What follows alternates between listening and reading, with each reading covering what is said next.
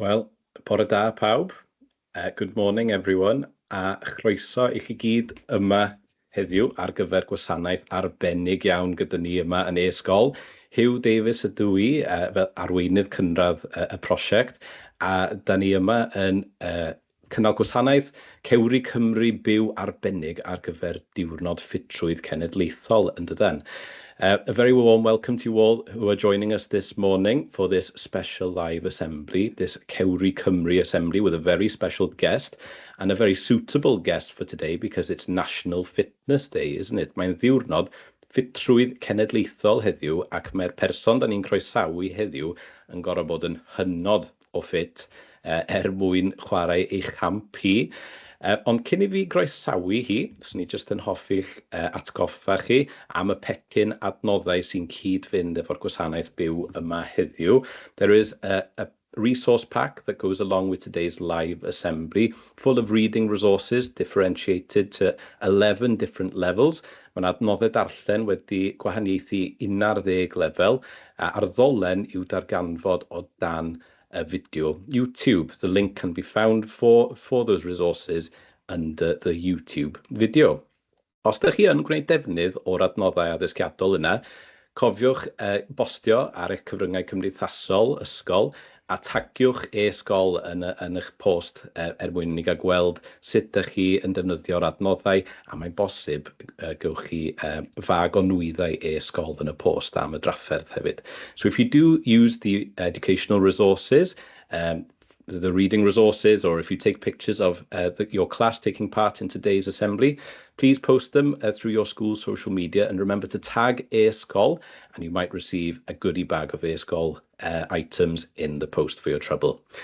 Right te, mae'n amser i ni gyflwyno y gawres mewn munud, ond cyn i ni wneud hynny, da ni'n mynd i weld ambell gliw amdani, ac os da chi wedi gweld y fideos YouTube, mae'n bosib bod chi wedi gweld y cliwiau yma'n barod, ond awn ni drwyddyn nhw jyst rhag ofn bod yna rhai yn ymuno am y tro cynta heddiw. Felly dyma ni, y cliw cynta, rydw i'n byw yn rhywle yn cychwyn gyda W ac yn gorffen gyda M. Cliw rhif 2, rydw i'n chwarae camp eitha poblogaidd dwi'n am efo yn cychwyn gyda P i dîm merched Wrecsam, a mae yna gliw bach arall fan'na'n does ar gyfer y cliw cynta. A'r drydedd cliw ydy rydw i wedi canu rhyw air yn cychwyn gyda M, wedyn H, wedyn W, a wedyn N. A mae'r person yma wedi canu'r gân enwog yma ar draws y byd. Felly awn ni drwyddyn nhw eto'n gyflym iawn. Rydw i'n byw yn rhywle yn cychwyn gyda W. Rydw i'n chwarae rhyw gamp i dîm merched Wrecsam, a rydw i wedi canu anthem eitha poblogaidd, swn i'n deud, ar gyfer pawb yn y gwasanaeth yma bore yma, a wedi gwneud hynny ar draws y byd. Wel, dwi'n meddwl bod ein amser i gyflwyno ein cawres ni ar gyfer heddiw mwyn helpu fi i ateb a lenwi'r bylchau ar gyfer y cliwiau yma. Felly, gawn ni gyd croesawu Lili Jones, os gwelwch y dda i'r sgrin. A falle fyna chydig bach o oedi fama wrth i'r camera ddod ymlaen. Helo Lili, sut wyt ti? Iawn, diolch yn fawr, da chi? Da iawn, diolch yn fawr iawn ti. Diolch yn fawr iawn am ymuno fy ni heddiw. Sut ti'n teimlo? Mae yna 90 o ddosbarthiadau yn ymuno fy ni heddiw, Lili. Ti'n teimlo nerfus cyn cael dy gyfweld gan rhai ohonyn nhw? Pyn bach, ond dwi'n gyffroes hefyd i fod o'n efo chi. Ie, dwi'n siŵr ti di arfer delio efo pwysau yn do, felly fydd hyn yn ddim byd i chdi, dwi'n siŵr. Reit te, ti'n hapus i just helpu fi ateb y cliwiau yma, os gwelwch yn dda, Lili? Ynddo. Gwych, diolch yn fawr iawn. Cynta, dwi'n byw yn Wrecsam. Na chdi, diolch i ti. Felly, ac hefyd yn chwarae pêl-droed i dîm merched Wrecsam yn dwyt ar gyfer yr ail gliw. Felly, sut brofiad ydy chwarae pêl-droed i dîm Wrecsam? Mae o'n fraint, mae o'n profiad anhygoel. Ti'n i chwarae i'r clwb, dwi wedi bod yn cefnogi ers i fod yn hogan bach. Mae o'n roedd wedi dod yn wir i fi. Dwi'n siŵr. Ac wyt ti'n cofio'r tro cynta nes di fynd i'r cae ras? Dwi'n meddwl o fi tua... Mae'n llunio fi yn babi bach mynd i gwylio'r hogan. O, falle bod ti ddim yn cofio'r tro cynta te. Ie, alla ddim. Ond dwi'n cofio tyfu fyny mynd i'r cae ras. Wyt ti'n cofio'r tro cyntaf bues di yn y cae ras a meddwl fyswn ni wrth fy modd yn chwarae fan hyn rhyw ddiwrnod? O fi'n ifanc yn meddwl hynna, dwi'n meddwl. Dwi'n cofio fi mascot yn 10 oed, a dwi'n meddwl, dyna fy radeg nes i feddwl, dyma beth dwi eisiau gwneud. A dwi'n bod digon lwcus i gael gwneud hynna. Ac yn heiddi gwneud hefyd yn amlwg. A wedyn y cliw ola, Lili, oedd, rydw i wedi canu be di'r geiriau sy'n ar goll yn fanna? Wel, anthem gorau'r byd yn da, mae hen wlad fy nhadau. Mae hen wlad fy nhadau wedi canu hi ar draws y byd. Tebyg i le ti wedi bod yn chwarae pêl-droed ac yn canu'r anthem? Dwi wedi bod digon lwcus i chwarae dros Gymru yn Portugal, yn Lloegr, yn Sweden, yn yr Alban. So dwi wedi bod o gwmpas yn canu'r gan yma. O gwmpas y lle yn sicr, do. A ti'n gwybod beth, nes i ddysgu rhywbeth newydd amdano ti cyn i'r gwasanaeth yma gychwyn bore yma, bod ti hefyd yn cychwyn yn y brifysgol dydd Gwener, a o'n i'n cymryd yn ganiatawol, mae rhywbeth i wneud efo chwaraeon fysa ti'n gwneud, ond be wyt ti'n mynd i astudio, Lili? Dwi'n mynd i astudio'r Gymraeg a newyddiaduraeth yn Prifysgol Bangor. Felly, yn amlwg, mae'r iaith Gymraeg yn bwysig i ti, felly, yn dydi? Yndi, yn bwysig iawn i fi. Ydy, ac yn amlwg yn gweld dyfodol ar gyfer defnyddio'r Gymraeg yn y byd gwaith o bosib. Dwi'n siŵr fydd ydy'n pundit arbennig ar sgorio ar ryw raglenni fel ni yn y dyfodol. Ond diolch yn fawr iawn ti. Reit, dwi wedi taflu cwestiynau at y ti fanna yn barod, ond nid fi di'r unig un sydd eisiau holi cwestiynau wrth y ti, Lili. Da ni wedi derbyn cwestiynau o ar draws Gymru gyfan ar dy gyfer di, dros 70 o cwestiynau wedi dod o wahanol ysgolion ar draws y wlad, ac yn anffodus, hyn di'r tro cyntaf, achos bod cymaint ohonyn nhw, da ni ddim wedi gallu defnyddio un o bob ysgol, felly ymddiheiriadau mawr i ysgolion, da ni heb fedru defnyddio cwestiynau sydd wedi cyrraedd ni ohonyn nhw, ond fel ti'n gweld, mae yna dal ambell gwestiwn i ddod ar dy gyfer di. Felly, beth da ni'n mynd i wneud ydy cychwyn o Ogledd Cymru a gweithio'n ffordd i lawr i'r de, a da ni'n mynd i ddechrau yn Ysgol Rhosneigr yn Ynys Môn efo Bani. Felly, gadewch i ni glywed cwestiwn Bani os gwelwch yn dda. Helo Lili, dwi'n fan mawr o Wrecsam. Dwi eisiau gwybod wyt ti'n eisiau chwarae... Helo Lili Jones! Pa'r y poeni, nath hynna ddigwydd yn y practice run hefyd yn do. Ond da ni'n gwybod beth yw'r cwestiwn, a diolch yn fawr iawn i ti Bani. Y cwestiwn oedd, wyt ti eisiau chwarae i Wrecsam am byth? A Bani, mae hwnna'n gwestiwn anodd iawn i'w hateb i rywun yn safle Lili. Felly, Lili, beth yw'r ateb? Wel, am gwestiwn yn de. Wel, pwy a wyr by'n eich digwydd yn y dyfodol yn de, ond dwi'n mwyn gweld fy hun o chwarae i dim arall. Dwi'n caru chwarae i Wrecsam a byddai yna am y blynyddoedd yma i ddod, dwi'n meddwl. Dwi'n mwyn gweld fy hun o chwarae neb arall. Ti wedi gwireddu dy freuddwyd yn cyrraedd tîm Merched Wrecsam, felly, Lili? Do, dwi'n meddwl, dyna dwi eisiau gwneud ers i fod yn hogan bach a dwi'n joio bob munud ar y funud, so dwi'n mwyn gweld fy hun yn gadael. Ateb da iawn, ti'n amlwg wedi cael rhywfaint o media training gen Rob O'Ryan o bosib, ie? Reit te, nhw'n ni symud ymlaen rwan at Ysgol Minyddol, a mae'r fans wedi dod allan ar dy gyfer di o ardal Wrecsam, Lili. Da ni wedi cael lot o gwestiynau o'r ardal. Felly, gadewch i ni glywed os da ni'n gallu'r cwestiwn o Ysgol Minyddol Wrecsam, a Betsy sydd nesaf.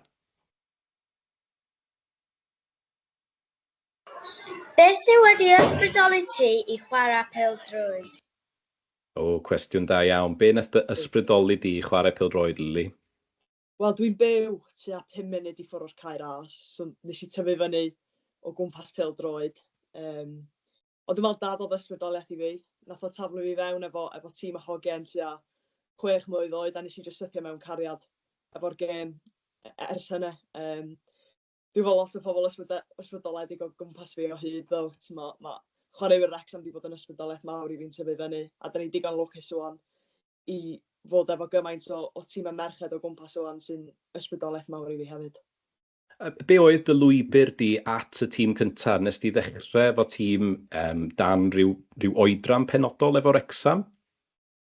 So, nes i gychwyn chwarae pêl-droed, gyrfa fi gychwyn yn Boris Park Albion. Dwi'n meddwl os mae ysgolion o Boris o gwmpas ar y live ma heddiw. Ond nes i gychwyn y fan efo tîm o hogiau. A wedyn nes i fynd i seinio i'r Wrexham yn tua 12 mlwydd oed cyn seinio wedyn i Everton. Dwi'n meddwl os gen i Everton fans yn fama.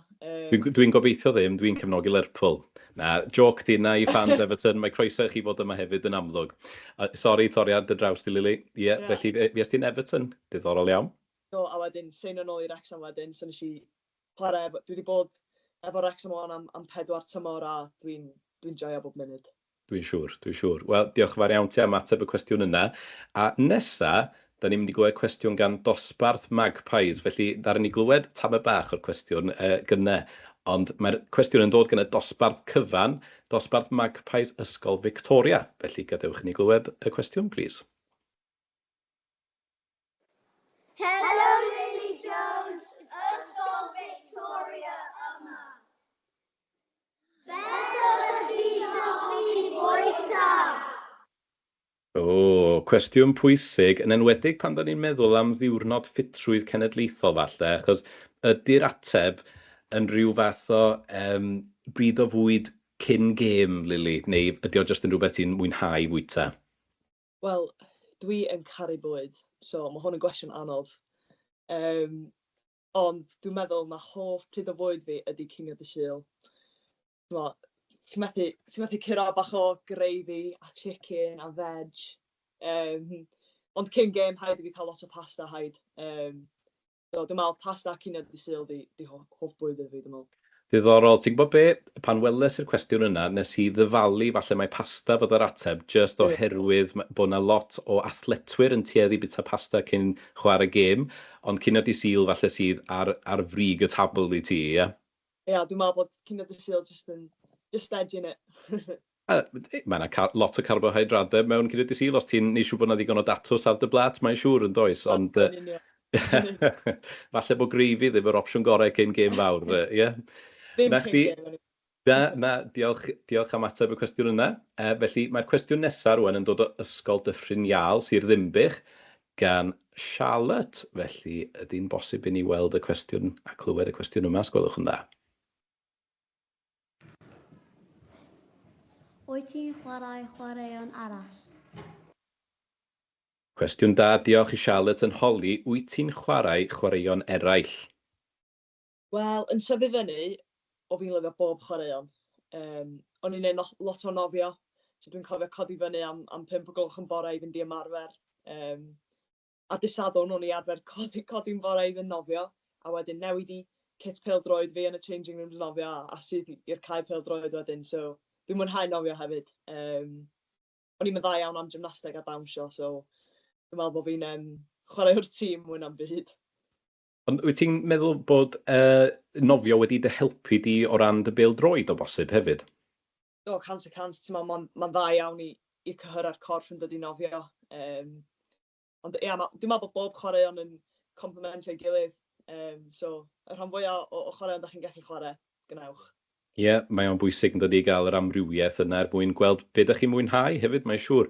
A wyt ti dal i nofio bob hyn a hyn ar ôl gemau ac ar ôl sesiynau hyfforddi fel ffordd o ddod dros gêm fawr? Ynddo, mae'n adferiad rili da nofio. Dwi'n meddwl dos e'n pwysau ar y corff, so dwi'n mwynhau mynd i nofio ar ôl gêm anodd. A chdi, grêt. Wel, diolch yn fawr iawn ti, Lili, eto.